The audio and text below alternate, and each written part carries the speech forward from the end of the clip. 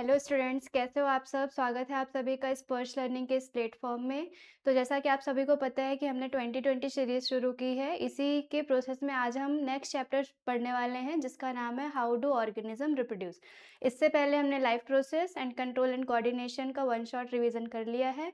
तो आज की क्लास में हम शुरू करते हैं कि हाउ डू ऑर्गेनिज्म रिप्रोड्यूस, कि जो भी ह्यूमन बीइंग हैं एंड प्लांट्स हैं उनमें रिप्रोडक्शन कैसे होता है, कौन कौन से पार्ट्स हैं जो रिप्रोडक्शन में पार्ट लेते हैं और उनके क्या क्या फंक्शंस होते हैं एंड सो ऑन। तो चलिए लेक्चर की शुरुआत करते हैं। ठीक है। सो पहला ही टॉपिक अपने को दिया हुआ है रिप्रोडक्शन। रिप्रोडक्शन क्या होता है, चैप्टर का नाम है हाउ डू ऑर्गेनिज्म रिप्रोड्यूस, कि ऑर्गेनिज्म रिप्रोड्यूस कैसे करते हैं, मीन्स रिप्रोडक्शन कैसे करते हैं। तो पहले तो रिप्रोडक्शन पता होना चाहिए कि क्या होता है, देन उसके बाद आपको समझ में आएगा कि रिप्रोडक्शन की प्रोसेस कैसे कंटिन्यू होती है एंड देन उसके बाद क्या क्या चीज़ें होती हैं। सो रिप्रोडक्शन का मतलब होता है, अगर आप सिंपली समझो, कि कोई भी एक इंडिविजुअल जब अपने ही जैसे किसी दूसरे ऑफस्प्रिंग को रिप्रोड्यूस करता है जो उसी के जैसे सिमिलर होता है दिखने में, उसको बोलते, उस प्रोसेस को बोलते हैं रिप्रोडक्शन। मतलब जैसे कि ह्यूमन बीइंग है, ह्यूमन बीइंग जब रिप्रोड्यूस करेगा तो जो उसके ऑर्गेनिजम्स आएंगे, मीन्स जो उसके चिल्ड्रंस आएंगे वो बिल्कुल हूबहू ह्यूमन जैसे दिखाई देंगे। कोई एनिमल है, अगर उसके जो बच्चे हैं वो बिल्कुल उसके जैसे दिखाई देंगे। तो ये जिस प्रोसेस के थ्रू आते हैं उसको बोलते हैं रिप्रोडक्शन। इसमें दो पेरेंट का होना इन्वॉल्व है, या कभी कभी सिंगल पेरेंट भी होता है। एक होते हैं मेल गैमीट और एक होते हैं फीमेल गैमीट। जब इन दोनों गैमेट्स में फ्यूजन होता है देन उसके बाद आता है जाइगोट। जाइगोट के बाद है एम्ब्रियो एंड एम्ब्रियो के बाद है न्यूबॉर्न चाइल्ड।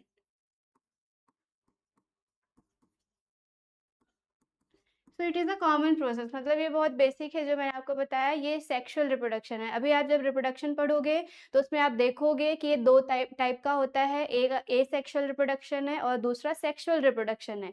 ए सेक्शुअल जिसमें कि एक सिंगल पेरेंट इन्वॉल्व होगा और उसी से उसकी जो जनरेशन है वो कंटिन्यू होगी। एंड दूसरा आप पढ़ोगे सेक्सुअल रिप्रोडक्शन जहाँ पर डुअल पेरेंट का इन्वॉल्वमेंट होगा, एक मेल एंड दूसरा फीमेल। एंड जब दोनों गैमीट आपस में फ्यूज होंगे देन नेक्स्ट जनरेशन कंटिन्यू होगी। ठीक है।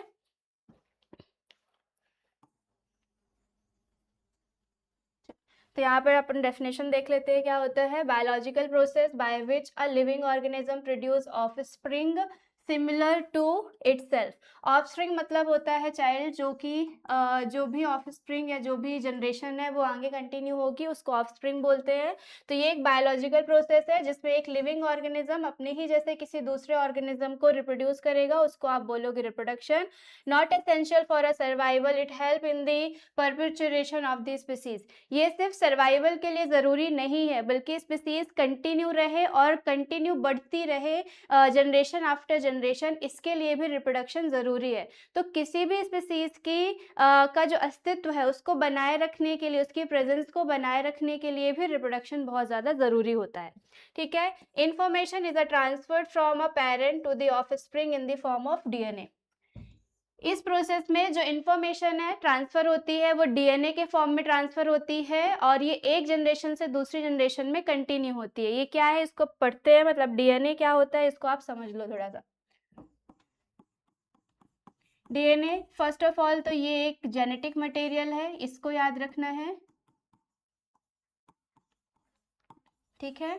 इसका फुल फॉर्म पूछता है तो फुल फॉर्म याद रखना है, डीऑक्सी राइबोज न्यूक्लिक एसिड। ठीक है। एंड ये क्या कैरी करता है, इंफॉर्मेशन।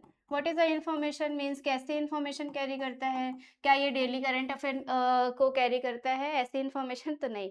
इंफॉर्मेशन मतलब कि जैसे कोई मेल एंड फीमेल है एंड देन वापस में उनके गैमेट फ्यूज होते हैं तो नई जनरेशन कंटिन्यू होती है। तो मेल एंड फीमेल दोनों के कैरेक्टर्स बच्चे में ट्रांसफर होते हैं। तो ये जो इंफॉर्मेशन होती है ये जिस के थ्रू ट्रांसफर होती है वो है डीएनए एंड प्रोसेस होती है रिप्रोडक्शन। ठीक है। तो ये इंफॉर्मेशन इस टाइप की ट्रांसफर होगी, लाइक हाइट हो गया, ठीक है, स्किन कलर हो गया, कोई डिजीज भी हो सकती है, कैरेक्टरिस्टिक्स हो गए, एंड सो ऑन। तो इस टाइप से इंफॉर्मेशन ये डीएनए के थ्रू कैरी होती है और ट्रांसफर होती है वन जनरेशन से नेक्स्ट जनरेशन में, ठीक है।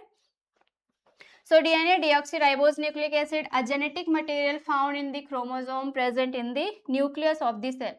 ये जेनेटिक मटेरियल है जो किस में फाउंड होता है, आपके क्रोमोसोम में। क्रोमोसोम क्या होता है तो इसको भी आप समझ लो, ये है सेल, सेल के अंदर होता है न्यूक्लियस, ठीक है, सेल है एंड न्यूक्लियस है, लोकेशन भी पूछता है तो उसके हिसाब से आपको प्रिपेयर करना है। न्यूक्लियस के अंदर होता है क्रोमोसोम, इस टाइप से स्ट्रक्चर्स होते हैं, इनको बोलते हैं chromosome.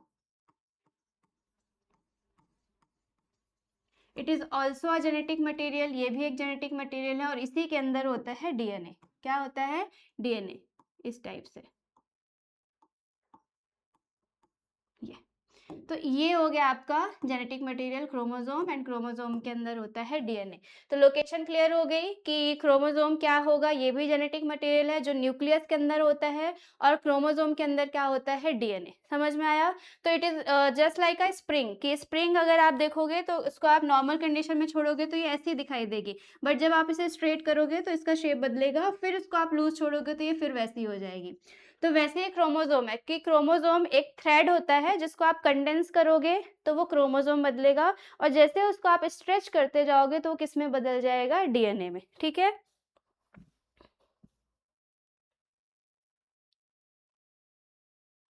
Okay, it is two type of reproduction, sexual and asexual. अभी बताया कि दो तरीके का रिप्रोडक्शन पढ़ना है आपको, पहला आप पढ़ोगे सेक्सुअल और दूसरा आप पढ़ोगे एसेक्सुअल, ठीक है। दोनों में बेसिक डिफरेंस क्या है तो ये ध्यान रखना है, एसेक्सुअल में ओनली वन पेरेंट का इन्वॉल्वमेंट होता है, वो कोई भी हो सकता है, डजंट मैटर मेल और फीमेल।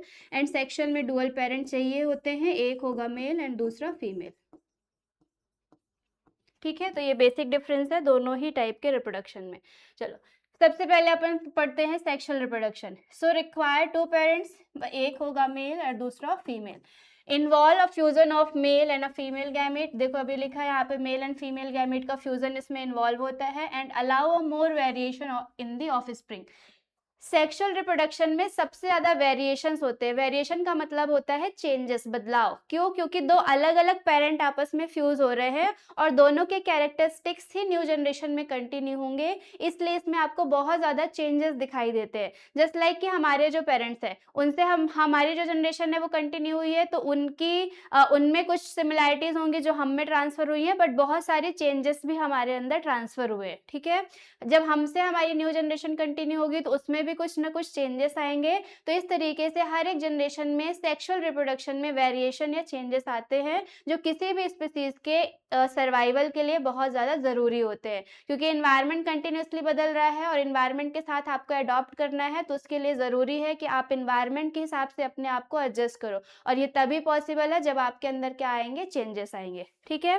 तो सेक्सुअल रिप्रोडक्शन में सबसे ज़्यादा वेरिएशन होता है जो किसी भी स्पीसीज के सर्वाइवल के लिए ज़रूरी है, ये ध्यान रखना है।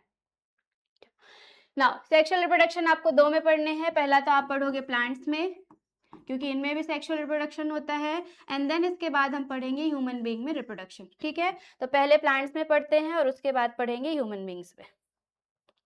चलिए, तो प्लांट्स में रिप्रोडक्शन पढ़ने से पहले आपको इस पे जो भी प्लांट्स में फ्लावर होता है उसके पार्ट्स पर फोकस करना पड़ेगा। पहले रिप्रोडक्टिव ऑर्गन्स के बारे में स्टडी करनी है, देन उसके बाद प्रोसेस पे कंटिन्यू करनी है। तो पहले यहाँ पर फ्लावरिंग प्लांट में भी हम फ्लावर्स के स्ट्रक्चर पढ़ेंगे और फिर देखेंगे कि उसमें कैसे प्रोसेस होती है, ठीक है। चलो, तो ये आपको फ्लावर का स्ट्रक्चर दिख रहा है, डायग्राम दिख रहा है, इसमें आप देखो, एक तो ये ग्रीन कलर का जो पार्ट है इसको बोलते हैं सेपल, ठीक है। ये जो आपको स्ट्रक्चर दिख रहा है ये है सेपल। देन इसके बाद कलरफुल जो आपको पार्ट दिख रहा है उसको बोलते हैं पेटल। पेटल के बाद होता है ये जो आपको स्ट्रक्चर दिख रहा है, ये दिस वन, ये कहलाता है स्टेमन। स्टेमन में दो पार्ट होते हैं, ये ऊपर साइड पे बाइलोब जो स्ट्रक्चर है उसको बोलते हैं एंथर, और एंथर जिससे अटैच होता है वो कहलाता है फिलामेंट, ठीक है। बीच में आपको ये पार्ट दिख रहा है, ये पूरा पार्ट होता है पिस्टिल। पिस्टिल में तीन पार्ट होते हैं, ऊपर वाला पार्ट कहलाएगा स्टिग्मा, बीच में ये पार्ट होता है स्टाइल, एंड सबसे नीचे होती है ओवरी, ठीक है। तो ओवरऑल कितने पार्ट हो गए, आपको फोकस करने हैं चार। पहला 4 पार्ट ऑफ द फ्लावर में sepal, petal, स्टेमन and pistil. Pistil को ही कार्पल बोलते हैं, गायनोशियम बोलते हैं, और जो सेपल होता है उसको एंड्रोशियम बोलते हैं। तो ये नाम भी याद रखना। स्टेमन को और क्या बोलते हैं? तो इसको बोलते हैं एंड्रोशियम, और पिस्टिल को बोलते हैं गायनोशियम। ठीक है। स्टेमन में कितने पार्ट आपको याद रखने हैं? तो ये 2 पार्ट से मिलकर बनता है, एक होता है एंथर और एक होता है फिलामेंट। ठीक है। एंड पिस्टिल में 3 पार्ट होते हैं, एक है स्टिग्मा, स्टाइल एंड ओवरी। अगर इसको आपको और अच्छे से क्लियर समझना है तो आप एक छोटा सा डायग्राम बना लेते हैं कि कैसे फ्लावर का डायग्राम और उसके पार्ट्स होते हैं। सो इट इज अ थैलेमस, जिससे ये सेपल अटैच होते हैं। ठीक है। सेपल के बाद आता है पेटल, जो प्लांट का या फ्लावर का कलरफुल पार्ट होता है, जिसको देख करके इंसेक्ट्स क्या होते हैं? अट्रैक्ट होते हैं। ठीक है। एंड देन उसके बाद आती है ovary and pistil and anther. तो ये जो बीच में आपको पार्ट दिखाई दे रहा है, इट इज अ पिस्टिल, और इसी से जस्ट अटैच्ड होते हैं ये स्टेमन। ठीक है। तो ये हो गया सेपल, ये है पेटल, ये हो गया anther, and this is a filament, और इन दोनों को एक साथ क्या बोलते हैं? स्टेमन। क्लियर? यहाँ पे देख लो, ये है stigma, this one is style, and ये पार्ट हो गया ओवरी। ठीक है। इन तीनों को एक साथ बोलते हैं पिस्टिल। एक चीज और याद रखनी है, क्या याद रखोगे? कि जो ओवरी है, ओवरी के अंदर होता है ओव्यूल, और ओव्यूल में होती है फीमेल सेल्स। और इसके अलावा और क्या याद रखोगे? इन्हीं ओव्यूल्स में फिर अभी आप पढ़ोगे कि फर्टिलाइजेशन होगा और सीड्स बनेंगे, फिर यही सीड आगे चल करके फ्रूट में कन्वर्ट हो जाएंगे। ठीक है। ओके, सो सेपल्स ग्रीन कलर का स्ट्रक्चर होता है, protect flower birds collectively is called a calyx. इसको क्या बोलते हैं? कैलिक्स बोलते हैं। पेटल्स क्या है? कलरफुल स्ट्रक्चर होता है। It help in the attracting of pollinators collectively called a Corolla. तो सेपल को कैलिक्स बोलते हैं, पेटल को कोरोला बोलते हैं। सेपल ग्रीन कलर का पार्ट होता है, पेटल कलरफुल पार्ट होता है, जो कि इंसेक्ट्स को अट्रैक्ट करता है, क्योंकि फ्लावर जितना ही ज्यादा बाहर से अच्छा और सुंदर दिखाई देगा, उतना ही ज्यादा इससे इंसेक्ट्स क्या होंगे? अट्रैक्ट। और ये पूरा किस पे डिपेंड करता है? पेटल्स पर। ठीक है। देन आता है स्टेमन, मेल रिप्रोडक्टिव पार्ट बोलते हैं इसको। इसमें एंथर एंड फिलामेंट कंसिस्ट होते हैं। कार्पल्स मींस की पिस्टिल। ठीक है। ये फीमेल रिप्रोडक्टिव पार्ट है फ्लावर का, इसमें स्टाइल, स्टिग्मा और ओवरी कंटेंट होते हैं। ठीक है। फिर उसके बाद है टाइप्स ऑफ फ्लावर। तो 2 तरीके के फ्लावर्स होते हैं, एक होता है बाइसेक्सुअल और एक होता है यूनिसेक्सुअल। बाय मतलब 2, सेक्सुअल मतलब जिसमें कि दोनों रिप्रोडक्टिव पार्ट हो, मेल एंड फीमेल, ऐसे फ्लावर्स बाइसेक्सुअल होंगे। और यूनि मतलब एक सिंगल, मीन्स कि या तो मेल रिप्रोडक्टिव पार्ट होगा फ्लावर में या फिर फीमेल रिप्रोडक्टिव पार्ट होगा, तो उसको आप बोलोगे यूनिसेक्सुअल। ठीक है। तो इस तरीके से 2 टाइप के फ्लावर्स हो जाते हैं। तो एक होगा बाइसेक्सुअल, जिसमें कि बोथ स्टेमन एंड कार्पल दोनों प्रेजेंट होंगे, जैसे हिबिस्कस, इसी को नॉर्मल लैंग्वेज में हम चाइना रोज भी बोलते हैं, या इसको नॉर्मल आप बोलचाल की लैंग्वेज में गुड़हल का फूल भी बोल देते हो। ठीक है। तो ये कैसा फ्लावर होता है? बाइसेक्सुअल, मतलब एक ही फ्लावर में मेल पार्ट भी होगा एंड फीमेल रिप्रोडक्टिव पार्ट भी होगा। यूनिसेक्सुअल एक सिंगल, या तो स्टेमन होगा या तो कार्पल होगा, लाइक अ कॉर्न। ठीक है। कॉर्न हो गया, जितने भी वाटरमेलन, कुकुम्बर, ये सारे जो प्लांट्स होते हैं ये सब यूनिसेक्सुअल्स होते हैं, जिसमें कि एक सिंगल ही रिप्रोडक्टिव ऑर्गन प्रेजेंट होता है। ठीक है। ओके, नाउ नेक्स्ट है pollination. What is a pollination? Pollination क्या होता है? So simple. पॉलिनेशन मतलब है कि अभी मैंने आपको एंथर का स्ट्रक्चर पढ़ाया था और स्टिग्मा मींस की पिस्टिल का स्ट्रक्चर पढ़ा था। एंथर में होते हैं पॉलन ग्रेन्स। क्या होंगे? Pollen grains. ना ये पॉलन ग्रेन्स किसी भी इंसेक्ट्स के थ्रू इजिली जब ट्रांसफर होते हैं स्टिग्मा के ऊपर, तो movement of pollen grain towards the stigma is called a pollination. Pollination pollen grain से जुड़ा हुआ है। जब पोलन ग्रेन्स मूव करके जाएंगे फ्लावर्स के स्टिग्मा की तरफ तो उस प्रोसेस को बोला जाता है pollination. So transfer of pollen from an anther of one flower of the stigma of the same or a different flower is called a pollination. Pollination दो टाइप का होता है, या तो क्रॉस हो सकता है या तो सेल्फ पॉलिनेशन हो सकता है। सेल्फ पॉलिनेशन इसका क्या मतलब हुआ कि कोई भी एक प्लांट है, ये एक प्लांट है और इसमें ये फ्लावर लगा हुआ है। जब एक ही प्लांट के एक ही सेम फ्लावर में, मीन्स इसमें जो है वो मेल पार्ट भी है एंड इसमें आपका फीमेल पार्ट भी है, और इसी मेल पार्ट से फीमेल पार्ट में पॉलेंस ट्रांसफर होंगे तो इसको सेल्फ पॉलिनेशन बोला जाएगा। ठीक है। क्रॉस पॉलिनेशन का मतलब होता है दो अलग अलग प्लांट हो सकते हैं या एक ही प्लांट के दो डिफरेंट फ्लावर्स हो सकते हैं। तो ये एक प्लांट है, हो सकता है कि इस प्लांट से जो मेल रिप्रोडक्टिव का पॉलन ग्रेन्स है वो इसमें फीमेल में ट्रांसफर हो जाए तो ये क्रॉस हो गया, या इनके बीच में एक्सचेंज हो जाए तो ये भी क्या होगा, क्रॉस पॉलिनेशन। तो क्रॉस मतलब एक्सचेंज करना, कि दो अलग अलग फ्लावर है उनके बीच में पॉलन ग्रेन्स ट्रांसफर हो रहे हैं तो वो क्रॉस हो जाएगा। और सेल्फ मतलब कि एक ही फ्लावर के मेल एंड फीमेल जो रिप्रोडक्टिव ऑर्गन है वो आपस में क्रॉस कर रहे हैं तो वो हो जाएगा क्रॉस पॉलिनेशन। ठीक है। नाउ फर्टिलाइजेशन क्या होता है, तो फर्टिलाइजेशन मैंने आपको थोड़ी देर पहले ही पढ़ाया कि क्या है फर्टिलाइजेशन। फर्टिलाइजेशन मतलब है कि जब मेल एंड फीमेल गैमीट आपस में फ्यूज होते हैं तो male gamete and female gamete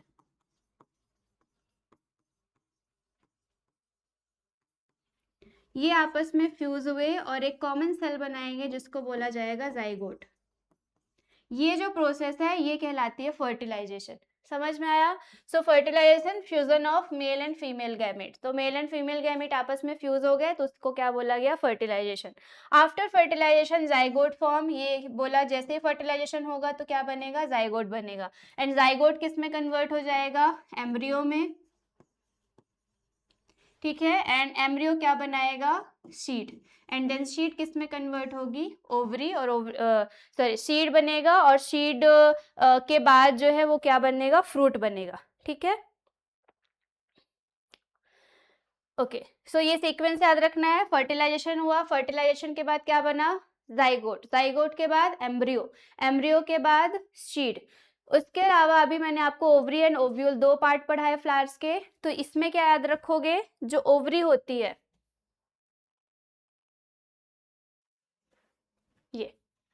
ये जो ओवरी है ये फ्यूचर में किस में कन्वर्ट हो जाएगी, फ्रूट में। क्या बनाएगी, फ्रूट। और जो ओव्यूल है वो फ्यूचर में किस में कन्वर्ट हो जाएगा, सीड में। ठीक है। तो इस चीज को भी ध्यान रखना है। कभी कभी डायरेक्ट क्वेश्चन पूछ लेता है कि ओवरी एंड ओव्यूल किस फॉर्म में कन्वर्ट होते हैं, तो आपका आंसर होगा ovary convert into a fruit and ovule convert into a seed. ठीक है। ओके ना, देन आता है sexual reproduction in human being. तो प्लांट्स में हमने सेक्सुअल रिप्रोडक्शन पढ़ लिया कि कैसे होता है। उसमें स्टेमन एंड पिस्टिल होते हैं, पॉलन ग्रेन्स ट्रांसफर होंगे स्टिग्मा की तरफ, और देन उसके बाद वो ओवरी में जाकर के फ्यूज होंगे और क्या बनाएंगे, सीड। ओव्यूल सीड बनाएगा और जो ओवरी है वो क्या बना देगी, फ्रूट बना देगी। इस तरीके से प्लांट में रिप्रोडक्शन कंप्लीट होता है। अब हमें पढ़ना है कि ह्यूमन में कैसे रिप्रोडक्शन होता है। उसके लिए पहले आपको male reproductive and female reproductive system पढ़ना है। देन उसके बाद हम ये देखेंगे कि उनमें कैसे गैमेट का फ्यूजन होता है। ठीक है। तो देन पहले आप डेफिनेशन देख लो, डेवलपमेंट इनटू अ अडल्ट और reaching maturity in the essential for a reproduction, sexual reproduction होगा। उसके लिए सबसे पहले क्या पढ़ना है, प्यूबर्टी।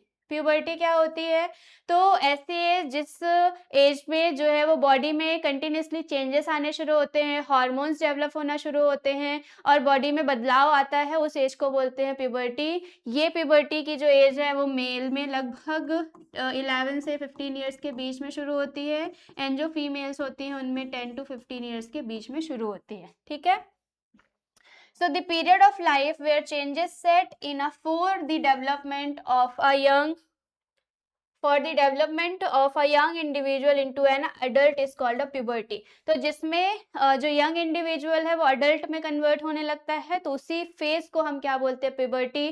कॉमन लैंग्वेज में इसको आप अडल्टहुड भी बोलते हो, इसको आप जो है तो क्या बोलते हो नॉर्मल लैंग्वेज में, टीनेज, यस एग्जैक्टली, टीनेज बोलते हैं। तो इस तरीके से प्यूबर्टी को आप डिफाइन कर सकते हो। सबसे इजी है टीनेज समझना, उसमें आपको पता है कि कैसे कैसे चेंजेस शुरू होते हैं, ठीक है। नाउ देन आता है मेल रिप्रोडक्टिव सिस्टम। सो मेल रिप्रोडक्टिव सिस्टम का डायग्राम ये बना हुआ है, यहाँ पर आप देख लो क्या क्या चीजें होती हैं। तो इसमें male reproductive organ, pair of testis होता है, वासा डिफरेंशिया होती है, प्रोस्टेट ग्लैंड होती है एंड सेमाइनल ग्लैंड होती है, ठीक है। टेस्टिस प्रोड्यूस स्पर्म, टेस्टिस क्या प्रोड्यूस करते हैं, स्पर्म एंड हार्मोन जिसको बोलते हैं testosterone, and sperm are male gamete. अभी हमने पढ़ा था ना male and female gamete fuse होते हैं, तो जो मेल गैमीट है उसका नाम आपने क्या पढ़ लिया, स्पर्म। ये कौन प्रोड्यूस करेगा, टेस्टिस प्रोड्यूस करेगा, ठीक है। ओके, इसको थोड़ा सा अच्छे समझ लेते हैं। हमने ये देखा कि जो मेल है उसमें ये पेयर ऑफ टेस्टिस होते हैं और ये एक पाउच के अंदर पैक होते हैं, उस पाउच को बोलते हैं स्क्रोटम, ये भी याद रखना है। और ये हो गए टेस्टिस। टेस्टिस के बारे में एक चीज तो याद रखना है कि क्या बनाता है, स्पर्म। स्पर्म बनाने के लिए टेम्परेचर कितना रिक्वायरमेंट होता है, तो याद रखना 34 से 35 डिग्री सेल्सियस। मीन्स कि आपकी बॉडी का टेम्परेचर कितना है, 37 डिग्री सेल्सियस। उससे 2 से 3 डिग्री सेल्सियस कम टेम्परेचर चाहिए होता है स्पर्म फॉर्मेशन के लिए। इसलिए ये एक पाउच में पैक्ड होता है स्क्रोटम, जो इस टेम्परेचर को मेंटेन करता है और 34 से 35 डिग्री सेल्सियस टेम्परेचर रखता है, जिसकी वजह से जो टेस्टिस है वो स्पर्म का फॉर्मेशन कर पाता है, ठीक है। Okay, now so this is a diagram of male reproductive system. इसमें आप देख लो कि क्या क्या है। ये जो स्ट्रक्चर दिख रहा है ये होता है पेनिस, ठीक है। इसका लास्ट पार्ट जो है इसी के अंदर एक डक्ट होती है, वो कहलाती है यूरेथ्रा। देन ये जो पोर्शन दिख रहा है ये है टेस्टिस, और ये जिस पाउच में पैक्ड है वो कहलाता है स्क्रोटम, ठीक है। यहाँ पर कुछ ग्लैंड्स भी होती हैं, ये है सेमाइनल ग्लैंड और ये होती है प्रोस्टेट ग्लैंड, और इसके अलावा जो स्पर्म को कलेक्ट करती है वो कहलाती है वासा डिफरेंशिया, ठीक है।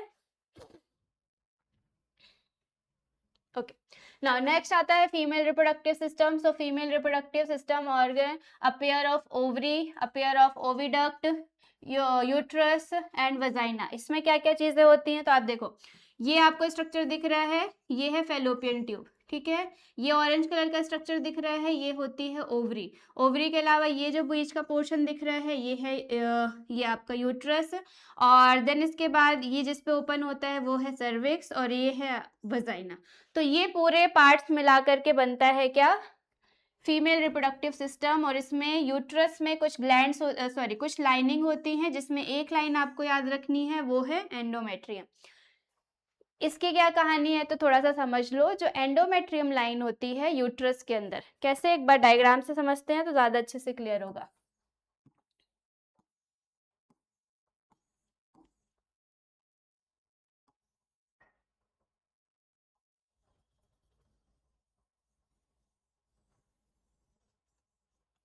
तो ये फीमेल रिप्रोडक्टिव सिस्टम है, इसमें आप देखोगे कि ये जो यूट्रस है इसमें एक लाइनिंग होती है, वो बहुत ज़्यादा थिक लाइन होती है और उसको बोलते हैं एंडोमेट्रियम लाइन।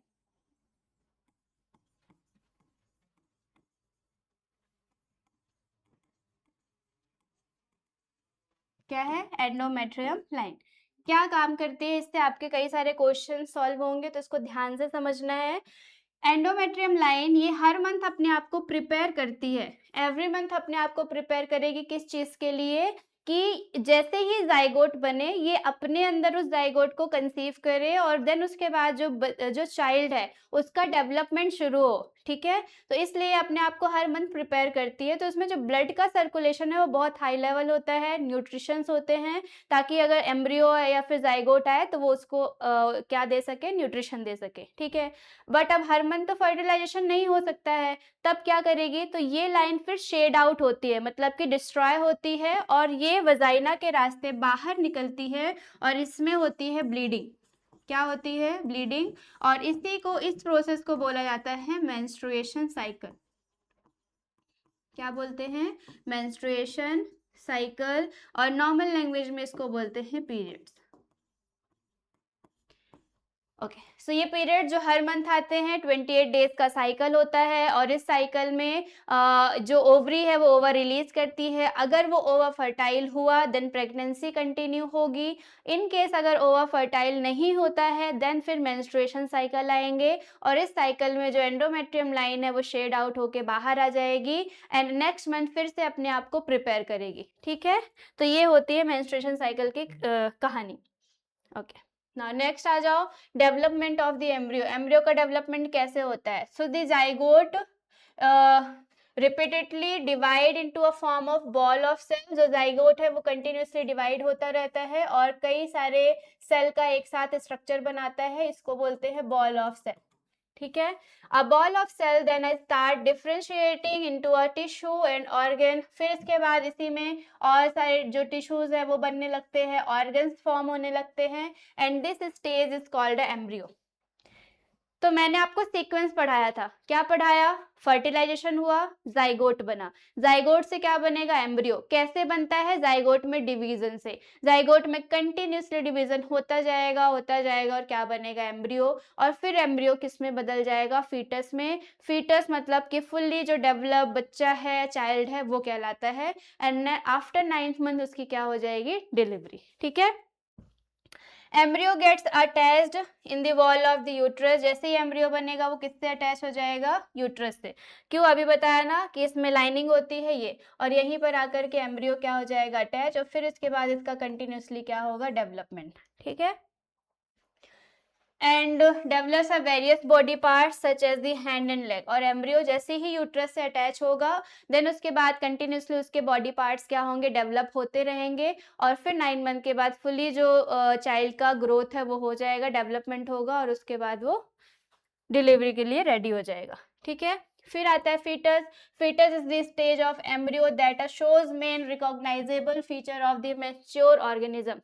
फीटस क्या कहलाता है? कि जैसे ही एम्ब्रियो में डिवीजन शुरू होगा अब उसमें फीचर्स रिकॉग्नाइज होने लगेंगे, मतलब हाथ पैर और जो उसका सर है, जो उसकी बॉडी का स्ट्रक्चर है वो इजिली क्लियरली विजिबल होने लगेगा, तो इस स्ट्रक्चर को बोलते हैं फीटस।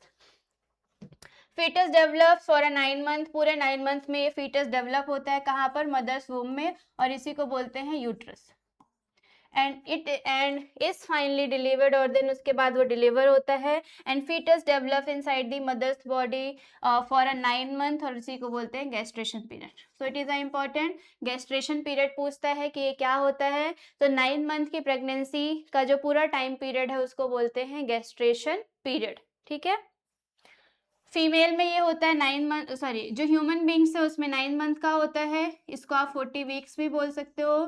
ठीक है, जो एलिफेंट होता है उसमें 90 वीक्स का होता है, तो इसको भी याद रखना। ये किस में होता है? एलिफेंट में। ठीक है, फिर उसके बाद है प्लेसेंटा। प्लेसेंटा क्या होता है? बहुत ही कॉमन क्वेश्चन है, लगभग बहुत ज़्यादा पूछा जाता है एग्जाम्स में, और बहुत ही ज़्यादा इम्पोर्टेंट भी है कि प्लेसेंटा क्या है, इसकी डेफिनेशन पूछता है, और कभी कभी इससे रिलीज होने वाला हार्मोन भी पूछता है। तो प्लेसेंटा का मतलब है कि जो बेबी मीन्स जो चाइल्ड है, जो फीटस है, उसके और मदर के बीच का जो कनेक्शन फिट करता है उसको बोला जाता है प्लेसेंटा। ठीक है, तो ये हो गया चाइल्ड जो ग्रो कर रहा है यूट्रस के अंदर, और ये हो गई मदर जिसकी बॉडी में चाइल्ड का ग्रोथ हो रहा है। इनके बीच में कनेक्शन फिट करना है और उस कनेक्शन को बोला जाता है प्लेसेंटा। ये इसको आप कैसे डिफाइन कर सकते हो? बहुत इजी, एक लैंग्वेज में डिफाइन करना है तो कैसे कर सकते हो? The connection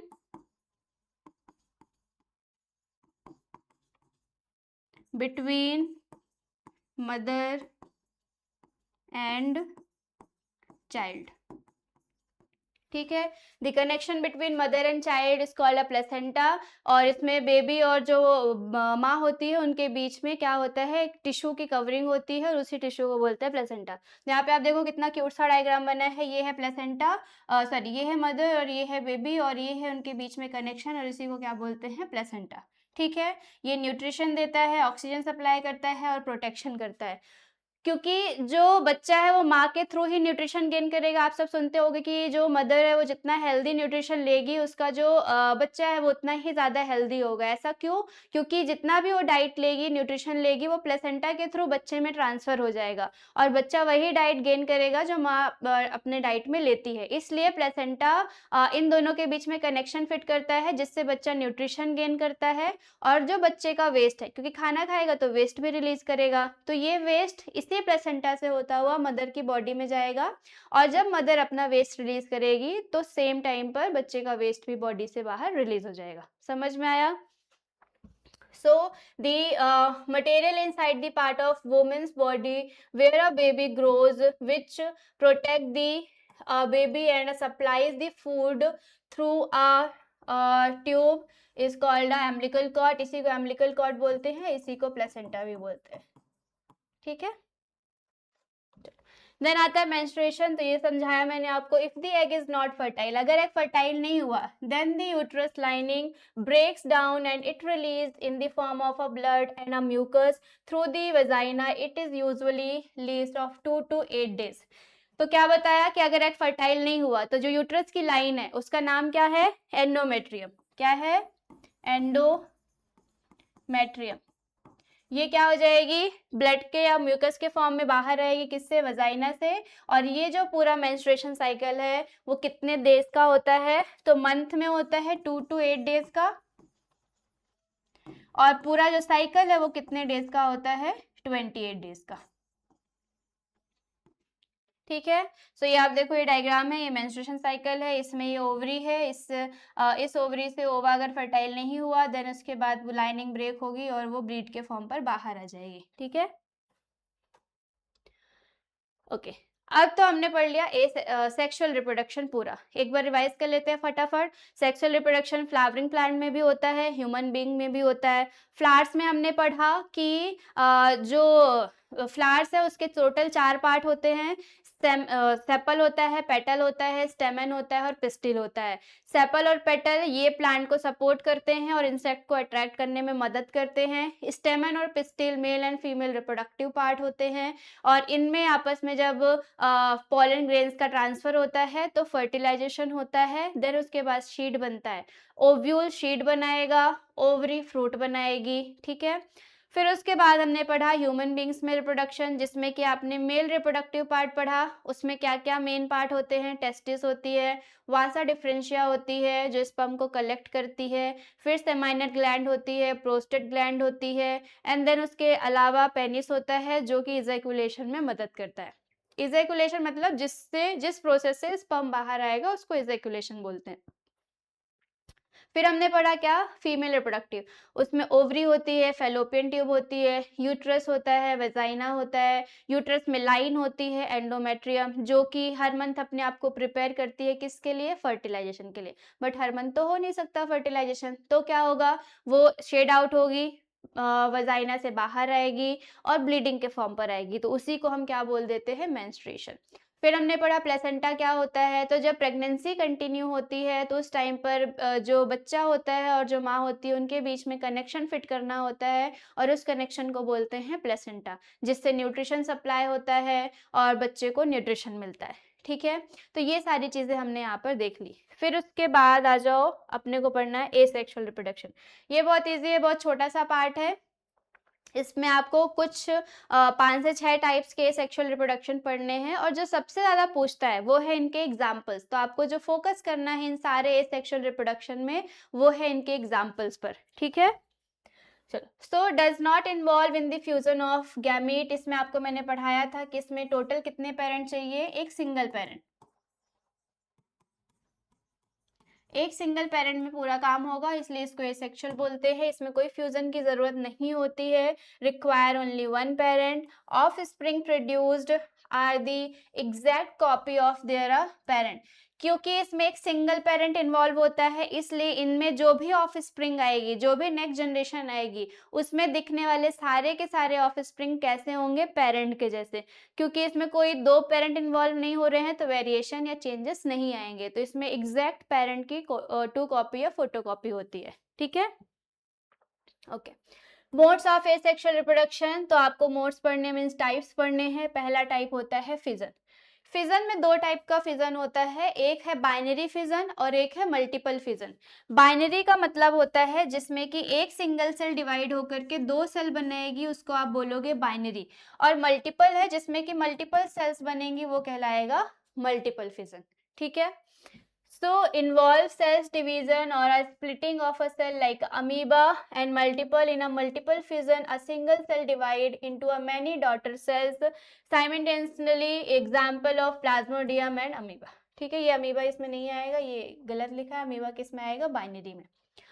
okay, so binary एक सेल डिवाइड होकर कितनी सेल बनाएगी, दो सेल, जैसे अमीबा। यहाँ पर आप डायग्राम में देखो, ये अमीबा था, इसमें ग्रोथ हुई, ग्रोथ होने के बाद ये डिवाइड होने के प्रोसेस में आई और एट लास्ट ये दो पार्ट में डिवाइड हो गई। तो एक सेल ये है, दूसरी सेल ये है, इसलिए इसको क्या बोला गया, बाइनरी फिजन। ठीक है, मल्टीपल में आप देखो कि जो प्लाज्मोडियम है इसमें आपको कई सारी मल्टीपल सेल्स दिख रही हैं, और इसमें जरूरी नहीं है कि दो सेल ही बनेंगे, तीन भी बन सकती है, चार भी, पांच भी, छह भी, कितनी भी बन सकती हैं, इसलिए इसको किस में बोला गया, मल्टीपल।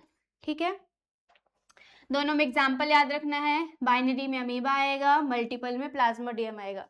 प्लाज्मोडियम के बारे में पूछा जाता है कि इसको और क्या बोलते हैं, it is also known as a मलेरियाई एजेंट। क्या बोलेंगे, मलेरियाई एजेंट, क्योंकि इसी की वजह से क्या कॉज होता है, मलेरिया जो डिजीज होती है वो इसी की वजह से कॉज होती है, तो ये आपको याद रखना है। चलिए, नेक्स्ट आता है फ्रेगमेंटेशन। फ्रेगमेंट मतलब होता है थ्रेड, जिसमें कि धागे से अगर कोई स्ट्रक्चर डेवलप हो जाए तो वो कहलाएगा फ्रेगमेंटेशन। इसके एग्जांपल में सबसे कॉमन पूछता है स्पायरोगायरा। ये स्पायरोगायरा का स्ट्रक्चर है, इसमें आप इसको किसी भी पार्ट से कट करोगे और जब ये अपने आप को ग्रो करेगा तो ये वैसा ही हो जाएगा जैसा इसका पेरेंट, जैसे इसकी पेरेंट सेल थी। ठीक है, तो फ्रेगमेंटेशन, जब फ्रेगमेंट का यूज करके कोई एक न्यू ऑफस्प्रिंग या इंडिविजुअल का डेवलपमेंट होगा तो उसको क्या बोला जाएगा, fragmentation. Clear, a new organism form from a fragment of a parent. इसमें लाइकेन भी दिया हुआ है, बट इसका एग्जाम्पल आपको जो याद रखना है वो है स्पायरोगायरा। फिर आ जाओ रीजनरेशन। री और जनरेशन, मतलब जनरेशन वापस से क्या हो गई है, रीग्रोथ कर गई है, इसको बोलते हैं रीजनरेशन। इसमें जो सबसे फेमस एग्जांपल पूछता है वो है प्लेनेरिया। कैसे, तो प्लेनेरिया का अगर आप डायग्राम देखोगे स्ट्रक्चर तो ये कुछ ऐसा दिखाई देता है, इस तरीके से। इसको आप कितने भी बॉडी पार्ट में डिवाइड कर दो, लाइक हमने इधर से कट कर दिया, ये कट कर दिया, और जब भी ये अपने आप को ग्रो करेगा तो इसके सारे के सारे जितने पार्ट में आपने इसको डिवाइड किया है, हर एक पार्ट एक नया प्लेनेरिया ग्रो कर लेगा। तो इस तरीके से आपने देखा कि आपने इसको 3 पार्ट में कट किया तो इसके टोटल कितने पार्ट बन गए, 3। ठीक है, तो ये कहलाता है रीजनरेशन। हाइड्रा में भी होता है तो ये याद रखना। बडिंग, तो बडिंग मीन्स होता है a new individual form a protrusion is called a bud is called sorry, example किस में आएगा, हाइड्रा और ईस्ट में। तो बडिंग मतलब कि बर्ड, बर्ड मतलब क्या होता है, जैसे अगर आप हाइड्रा का डायग्राम देखोगे तो ये कुछ ऐसा होता है, इसी की बॉडी में एक छोटा सा स्ट्रक्चर इस तरीके से ग्रो करता है, ये कहलाता है बर्ड। और इसी बर्ड से जब ये अपने आप को फुल्ली ग्रो कर लेगा तो ये इसको आप क्या बोलोगे, बडिंग। ठीक है, तो ये इसमें हाइड्रा में होता है और ईस्ट में होता है, और हाइड्रा में रीजनरेशन भी होता है, ये भी याद रखना है। ओके, फिर आता है वेजिटेटिव प्रोपोगेशन।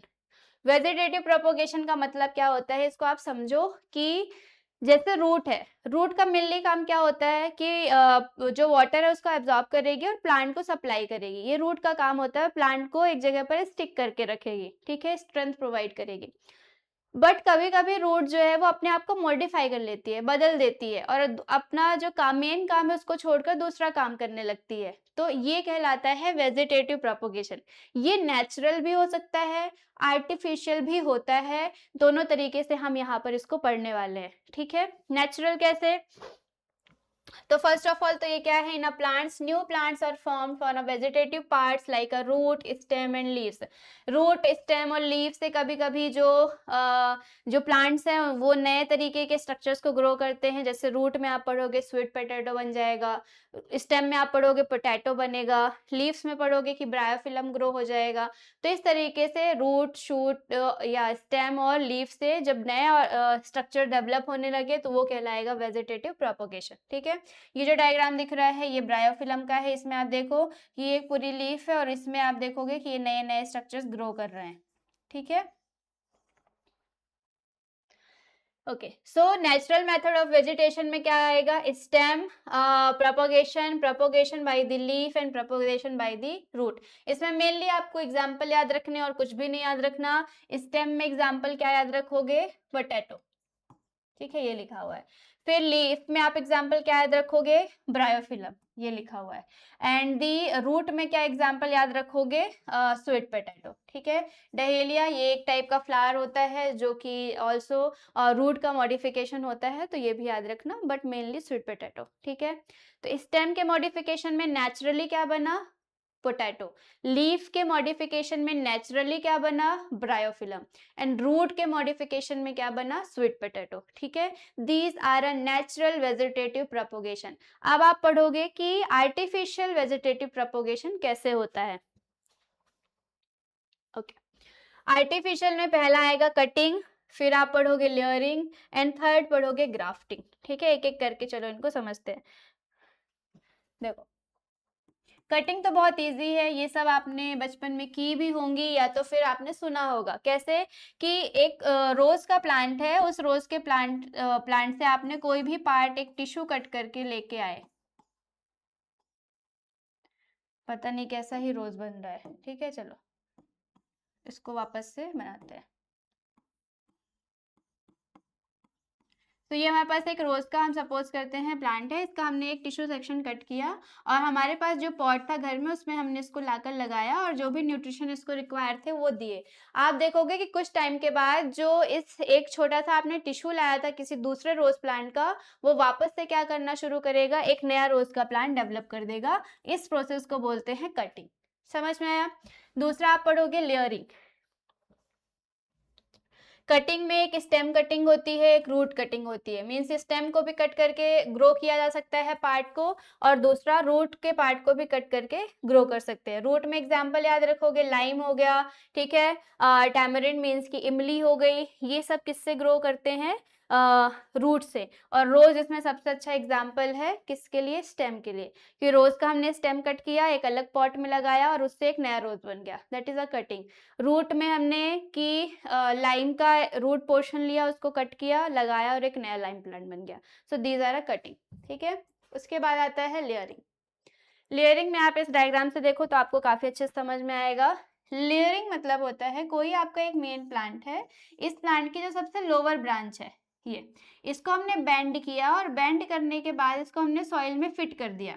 ठीक है, ये फिक्स करने के बाद इसमें अब जो सॉइल के अंदर है तो उसे कि जो भी उसको न्यूट्रिशन है वो रिक्वायर है, यानी मिलता रहेगा। कुछ टाइम के बाद आप देखोगे कि इसी ब्रांच से एक नया प्लांट क्या करेगा, अपने आप को ग्रो कर लेगा। ये कहलाता है लेयरिंग।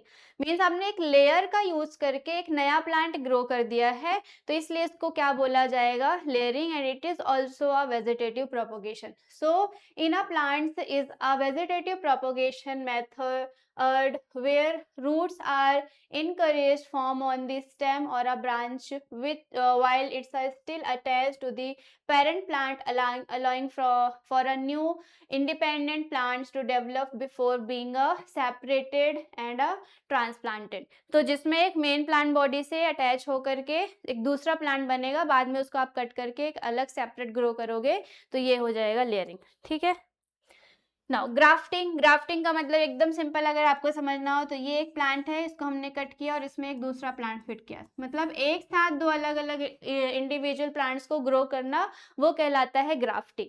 क्लियर है? तो इसमें आप देखो ये डायग्राम बना हुआ है, यहाँ पर इसको एक कट किया, एक इसको कट किया और दोनों को एक दूसरे के साथ इस तरीके से फिट कर दिया, ठीक है। और फिट करने के बाद इसको हम लेयर पे बांध देते हैं ताकि ये दोनों एक दूसरे से अलग ना हो और फिर ये एक साथ ग्रो करे। तो मैंगो एंड लेमन जनरली इनको एक साथ ग्रो किया जाता है, तो ये एग्जाम्पल किस में आ जाएंगे? ग्राफ्टिंग में। समझ में आया? सो आर्टिफिशियल में तीन मेथड कौन कौन सी? पहली आपने पढ़ी कटिंग, जिसमें कि प्लांट के किसी भी एक पोर्शन को कट करोगे, अलग से लाके पॉट में लगाओगे, एक नया प्लांट आ जाएगा, ठीक है।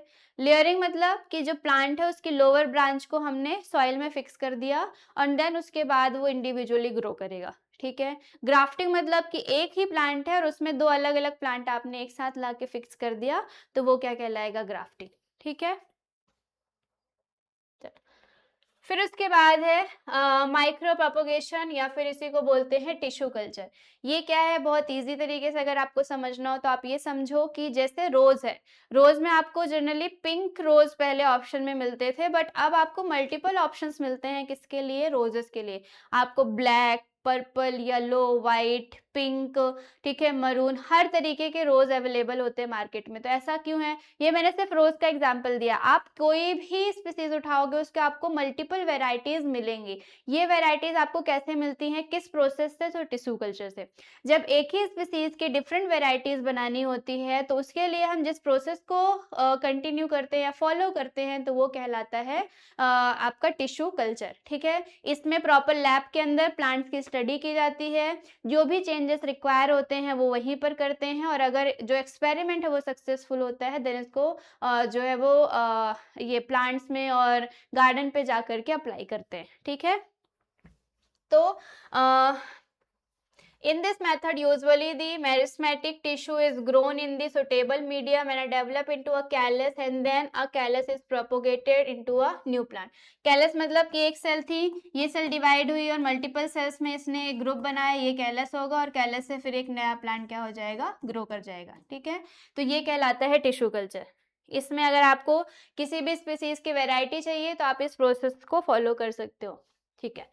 देन आता है advantage of vegetative propagation. It is also most important question, आपसे जनरली एडवांटेज पूछेगा। तो क्या फायदे हैं? आप अपने से लिख सकते हो, हमने इतना कुछ पढ़ा कि अगर आपको कोई नई स्पीसीज चाहिए, स्पीसीज की वेराइटी चाहिए तो वेजिटेटिव प्रोपोगेशन कर सकते हैं, ठीक है। अगर आपको डिजीज फ्री प्लांट चाहिए तो भी आप वेजिटेटिव प्रोपोगेशन का यूज कर सकते हो। इसके अलावा और क्या कर सकते हो? इसके अलावा अगर आपको सिमिलर पेरेंट के जैसा प्लांट चाहिए तो आप वेजिटेटिव प्रोपोगेशन कर सकते हो, ठीक है। सो ये कुछ एडवांटेज है जो आपको ध्यान रखने हैं। सो method of propagation for a seedless plant, अगर प्लांट आपको विदाउट सीड चाहिए, मीन्स कि बिना सीड का ही प्लांट चाहिए, कि कोई सीड ही नहीं चाहिए, तो फिर उसके लिए आपको क्या करना पड़ेगा? वेजिटेटिव प्रोपोगेशन, ठीक है। एग्जैक्ट कॉपी ऑफ पेरेंट, तो वही है कि अगर आपको सिमिलर पेरेंट जैसी कॉपी चाहिए कि एक भी चेंज नहीं है, हमारे पास एक रोज का प्लांट है, सेम हमें रोज का दूसरा प्लांट चाहिए, तो उसके लिए भी आप क्या कर सकते हो? Vegetative propagation. Large number of offspring are produce, अगर आपको एक प्लांट के लगभग 10 कॉपी चाहिए, 10 प्लांट चाहिए और भी ज्यादा प्लांट चाहिए तो आप इस मेथड का यूज कर सकते हो। And a disease free plant can be propagated. और ऑल्सो कि अगर आप प्लांट को ऐसा रखना चाहते हो कि उसमें कोई बीमारी ही ना हो तो आप इस मेथड से उसको ऐसा बना सकते हो, ठीक है। ओके, देन आता है हाइब्रिडाइजेशन। हाइब्रिडाइजेशन क्या होता है? हाइब्रिडाइजेशन मतलब है कि आपके पास दो ए और बी, दो अलग अलग स्पीसीज है और दोनों को आपने मिक्स करके एक तीसरी नई स्पीसीज बनाई, that is called a hybridization, ठीक है। इसमें आप देखो कि एक है प्लांट हमारे पास कैसा? इंसेक्ट रेजिस्टेंट, मतलब कि इसमें कि कोई भी इंसेक्ट आके इसको बीमार नहीं कर सकता है, एक ऐसा प्लांट है हमारे पास। और दूसरा कैसा है? हर्बिसाइड टॉलरेंट, कि प्लांट में अगर आप कितना भी केमिकल डालोगे वो प्लांट उससे कभी भी इफेक्ट नहीं होगा। तो दो अलग अलग क्वालिटी के हमारे पास प्लांट है, बट हम ये चाहते हैं कि हमारे पास एक ऐसा प्लांट हो जिसमें दोनों क्वालिटी एक साथ हो जाए, तब आप किस प्रोसेस को फॉलो करोगे? हाइब्रिडाइजेशन को। यहाँ पर हमने दोनों प्लांट के बीच में क्रॉस कराया और एक नया प्लांट ग्रो कर दिया जो कि इंसेक्ट रेजिस्टेंस भी है और हर्बिसाइड टॉलरेंट भी है, ठीक है। तो इस तरीके से जो प्रोसेस होती है वो कहलाती है हाइब्रिडाइजेशन। इसके भी फायदे होंगे, क्या है? So higher yielding, better quality of seed produce, कि आप अपनी मर्जी से प्लांट्स को प्रोड्यूस कर सकते हो तो जो शीट की क्वालिटी है बहुत हायर होगी, ठीक है, क्वांटिटी भी आप डेवलप कर सकते हो। Disease and drought resistant varieties can be develop, इसमें भी आप डिजीज फ्री प्लांट को ग्रो कर सकते हो। ठीक है, adaptation to a wider range of habitats and insects and paste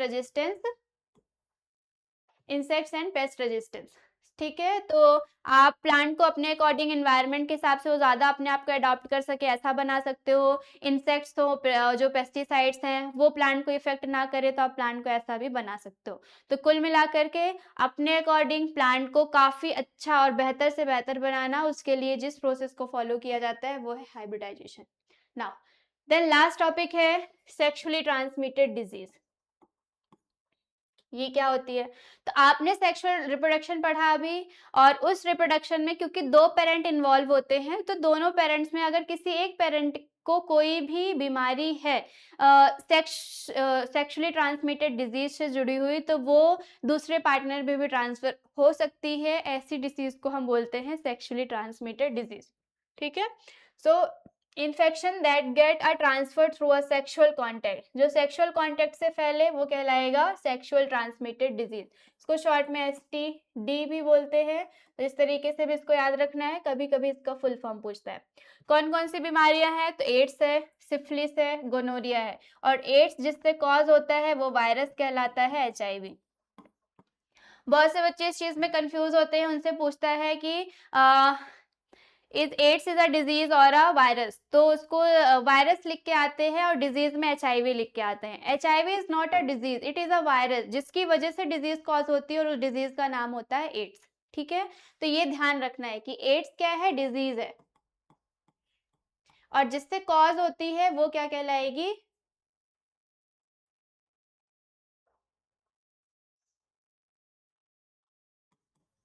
D okay, जिससे कॉज होगी वो क्या कहलाएगा? HIV। इनके फुल फॉर्म भी पूछता है, तो फुल फॉर्म याद रखना है। एड्स का फुल फॉर्म होता है acquired immuno deficiency virus.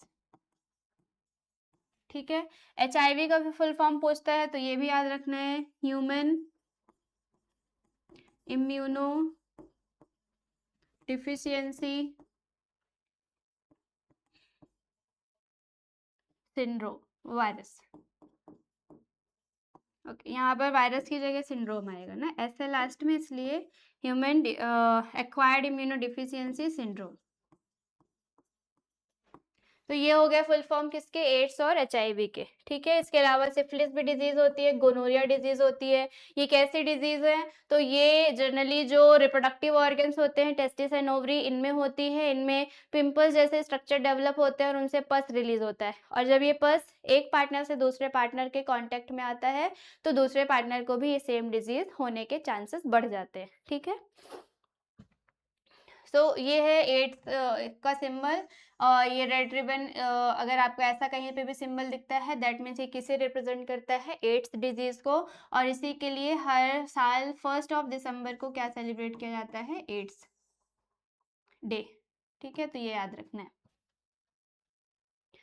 Okay, then now आता है contraceptive method to avoid a pregnancy. ऐसे कौन कौन से मेथड्स हैं जिनका यूज करके प्रेगनेंसी को अवॉइड किया जा सकता है? उनको बोलते हैं कॉन्ट्रासेप्टिव मेथड।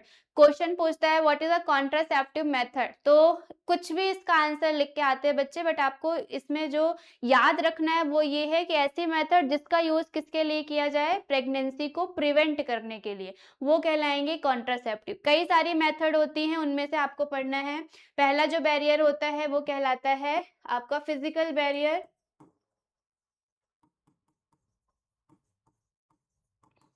इस फिजिकल बैरियर में जो एग्जांपल हुआ है कॉन्डम्स, ये ऑल्सो क्या प्रिवेंट करते हैं कि स्पर्म और ओवा जो है वो आपस में अटैच ना हो, जिससे कोई भी फर्टिलाइजेशन नहीं होगा, और इसलिए ये एज अ फिजिकल बैरियर काम करते हैं, जिससे प्रेगनेंसी या कॉन्ट्रासेप्शन ये प्रेगनेंसी कंटिन्यू नहीं होती है। फिर आता है ओरल कॉन्ट्रासेप्टिव, जिसमें कि हार्मोनल ड्रग्स आती हैं, मीन्स इसमें जो पिल्स होती हैं उनका डोज लिया जाता है। एंड एक कॉमन पिल है जिसका एग्जाम्पल है हेली बट ये सारी पिल्स अपनी मर्जी से नहीं यूज होती हैं, ये डॉक्टर के रिकमेंडेशन से यूज होती हैं। कब लेना है, कैसे लेना है, कितना डोज लेना है, वो प्रॉपर बताते हैं। देन उसके बाद इसको कंटिन्यू किया जाता है, ठीक है। और ये जो पिल्सेस होती हैं वो हार्मोन्स को डिसबैलेंस करती हैं, जिससे ओवा का प्रोडक्शन अच्छे से नहीं हो पाता है। और अगर ओवा नहीं रहेगा तो स्पर्म अगर आएगा भी यूट्रस में तो भी वो कोई भी फर्टिलाइजेशन नहीं करेगा, ठीक है। इसके बाद आता है इम्प्लांट्स, लूप और अ कॉपर टी। तो जो फीमेल का यूट्रस होता है, ठीक है, उसमें इस तरीके से टी शेप में कॉपर को फिट कर दिया जाता है। और ये जो कॉपर की टी होती है ये स्पर्म यहाँ और ओवा इन दोनों के अटैचमेंट को स्टॉप करती है, जिसकी वजह से फर्टिलाइजेशन कंटिन्यू नहीं हो पाता है। क्लियर। एंड लास्ट में आता है सर्जिकल मेथड, जिसमें कि वेसेक्टोमी एंड ट्यूबेक्टोमी होती है। यही सबसे ज्यादा पूछता है। क्या है ये? ओके तो यहाँ पे देखो वेसेक्टोमी। वेसेक्टोमी एक सर्जिकल प्रोसेस है जिसमें कि जो वासा डिफरेंशिया है उसको क्या करते हैं, कट करके और सील पैक कर देते हैं, जिसकी वजह से स्पर्म ट्रांसफर नहीं हो पाता है। कैसे? यहाँ पे देखो, ये है टेस्टिस, ठीक है, और टेस्टिस से कनेक्टेड होती है वासा डिफरेंशिया। ये लास्ट डक्ट होती है जो स्पर्म को कलेक्ट करती है, इसमें ये स्पर्म है। इस वेसेक्टोमी में यहाँ से आप देखो ये सील कट है और सील पैक्ड है, कट कर दिया और सील पैक कर दिया। अब जो ये स्पर्म है ये आगे नहीं जा पाएंगे, और आगे नहीं जाएंगे तो जो फीमेल का यूट्रस है, वजाइना, वहां पर स्पर्म रिलीज नहीं होगा, और स्पर्म अगर नहीं होगा तो फर्टिलाइजेशन नहीं होगा। तो मेल में वह जो वासा डिफरेंशिया है उसको कट करके सील पैक करना, ये कहलाता है वेसेक्टोमी। तो वेसेक से कैसे याद रखोगे? वासा से। और वासा डिफरेंशिया किस में होती है? मेल्स में। तो वेसेक्टोमी किस में होगी? मेल में, ठीक है। इस तरीके से याद रखोगे। फीमेल में देखो तो ट्यूबेक्टोमी होती है। ट्यूब कैसे? तो फीमेल में होती है फेलोपियन ट्यूब। क्या होती है? Fallopian tube. और ट्यूब कट होकर के सील पैक हो रही है, इसलिए ये क्या हो गया? ट्यूबेक्टोमी। क्लियर है? तो ट्यूबेक्टोमी किस में? फीमेल में, क्योंकि फीमेल में ट्यूब होती है। वेसेक्टोमी किस में? मेल में, क्योंकि मेल्स में क्या होता है? वासा डिफरेंशिया, ठीक है। So a surgical procedure that a block, cut or a seal in the fallopian tube। इसमें आप देखो ये डायग्राम दिख रहा है, इस डायग्राम में आपको क्लियरली विजिबल होगा कि ये फेलोपियन ट्यूब है, ठीक है। और यहाँ पर इसको आप देखो कि ये कट करके और सील पैक कर दिया गया है, जिससे जो ये ओवा रिलीज होगा और ये ओवा आगे नहीं ट्रांसफर होगा। अगर स्पर्म आता भी है तो ओवा से अटैच नहीं हो पाएगा और कोई भी फर्टिलाइजेशन नहीं होगा। So these are a contraceptive method.